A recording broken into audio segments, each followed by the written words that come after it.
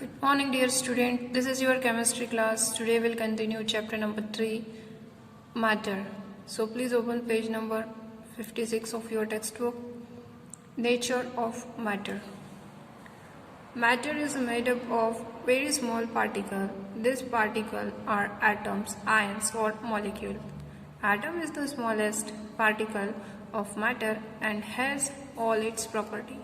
Usually atom of most of the material do not have independent existence. Thus they combine with one another to form molecule. Thus molecules are the smallest distinguishable unit into which a matter can be divided. It exhibits all the properties of that kind of matter. So dear student, matter is made up of very small particle. This particle may be atom, ion or molecule. Atom is the smallest particle of matter and it has all its property. Usually that atom do not have independent existence. That's why they can mix with other and form the molecule. The molecule are the smallest unit in the matter. Two or more than two like or unlike atom combine to form a molecule. For example, molecule of oxygen, carbon dioxide and water. The oxygen molecule O2 is made up of two atoms of oxygen. Carbon dioxide CO2 molecule is made up of one atom of carbon and two atoms of oxygen, and water H2O molecule is made up of two atoms of hydrogen and one atom of oxygen. So here are the example. Means the atoms cannot exist independently, means they are combined to form the molecules. So here oxygen molecule is formed by the two molecules of two atoms of oxygen, O2, and in the same way water is also formed by the two molecules of hydrogen and one molecule of oxygen. John Dalton, a British physicist and chemist,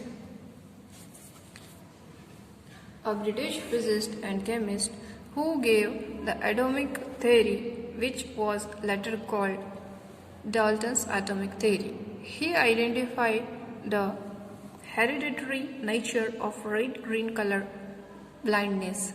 He gave the concept of Dalton's law of partial pressure and was the first scientist to explain the behavior of atom in terms of measurement of weight.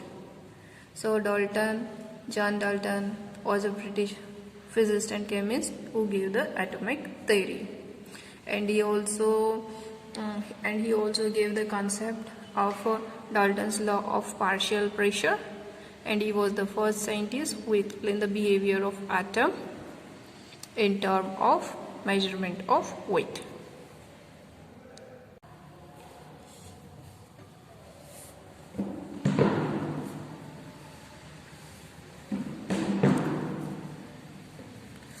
Particles of matter and constantly moving. As we have studied that all matter is composed of very small particle. Another important characteristic of matter is that the constituting particle of matter are in constant motion. Means matter is formed by the particles, and that particles are in a continuous motion. In 1827, Robert Brown was the one who first gave the evidence for such a movement of particles. He suspended a pollen grain in the water and then observed the movement of pollen grain in microscope. He observed that pollen grain rapidly moved to the surface of water. Then he explained that water is composed of tiny particles which are moving very fast.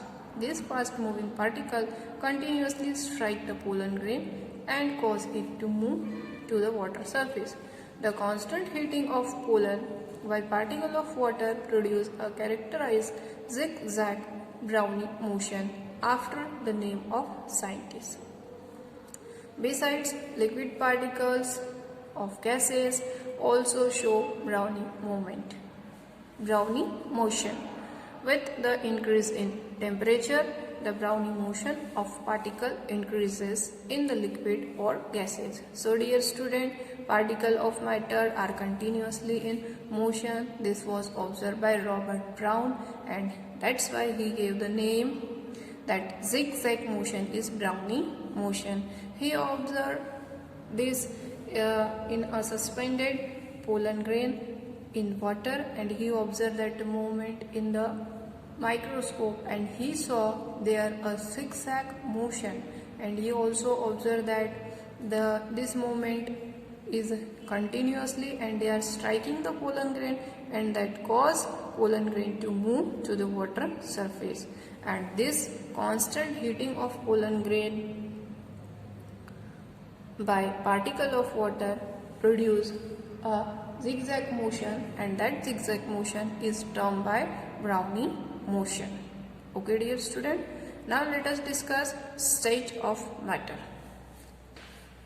On the basis of physical property like temperature, the matter is classified into solid, liquid and gases. These are known as state of matter. So we have already studied about this state of matter. Three states of matter: solid, liquid and gases. This state of matter have different characteristics. These characteristics depend upon the arrangement of atoms or molecules in the state of matter. The molecules in matter are held together by a force of attraction between them. This is known as intermolecular force of attraction. The atom or molecule may be tightly or loosely packed depending upon the strength of intermolecular force of attraction between them. Thus, it is the arrangement of particles that decide whether a given substance will exist as a solid, liquid or gas. So dear student, as we have already studied about the state of matter, we know that matter exists in three states: solid, liquid and gases. That depends upon the arrangement of the molecule present in it. In solid, the molecules are very tightly packed together. That's why there is no intermolecular space between them. That's why the substance is in solid form.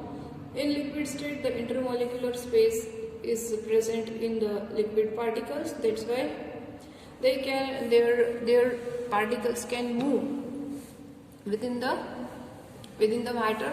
And in gaseous form, the intermolecular space is very huge, and that's why there is a less intermolecular force of attraction in gaseous matter. So that depends upon the intermolecular force of attraction and their intermolecular space. So now let us discuss solid state. The solid state of matter is characterized by structural rigidity as its molecules are tightly packed. The intermolecular force of attraction between solid molecule is the strongest. Thus, molecules hardly move about. Rather, they vibrate as their position. Also, solid have a fixed shape and a fixed volume. So, dear student, in solid state, the intermolecular force of attraction of the molecule is very strong. That's why they are very closely packed together and there is no intermolecular space between them. That's why the solid has a fixed shape and has a fixed volume. Now let us discuss the property of solid. The solid state of matter has following property. Solid molecules are tightly packed, thus they have a fixed shape and a fixed volume. The intermolecular force of attraction in solid molecule is strongest.